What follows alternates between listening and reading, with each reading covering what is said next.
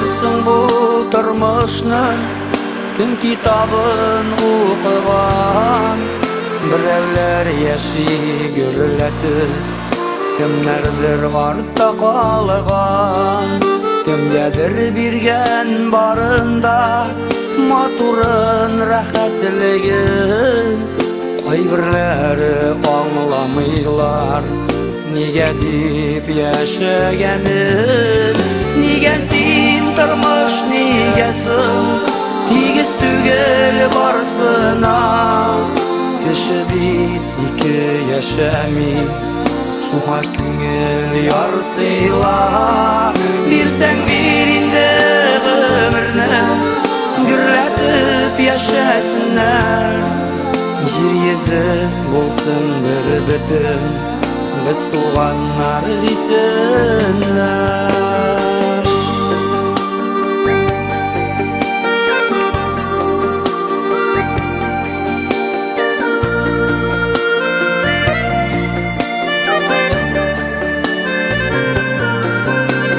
Yetey bulsaydı turmuşning işteliği, fayda kesirip görmüşler yaşasın güneydi.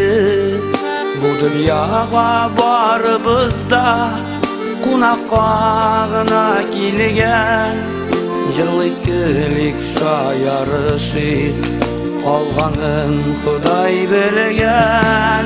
Nigesin turmuş nigesin tigiz tugel barsına, kishi bir iki yaşami şuna küngel yarsıyla, birsen birinde ömürne gürletip yaşasınlar, jir yezi bolsun bir bütün biz tuğanlar desinler.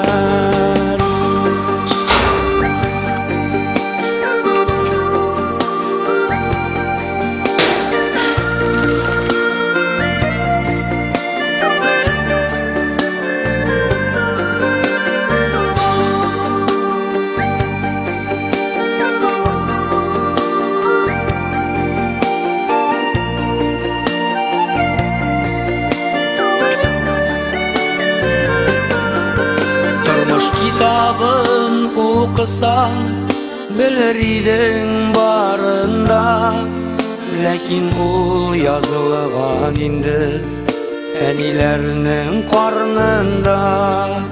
Ömür kıska berilgendi, bir kayşan kaygırmağız, yakınlarının kadrini bilip dostlardan ayrılmağız. Nigesin turmuş nigesin tigiz tugel barsına, kishi bir iki yaşami şuna küngel yarsıyla, birsen birinde ömürne gürletip yaşasınlar, jir yezi bolsun bir bütün biz tuğanlar desinler, jir yezi bolsun bir bütün biz tuğanlar desinler, jir yezi bolsun bir bütün biz tuğanlar desinler.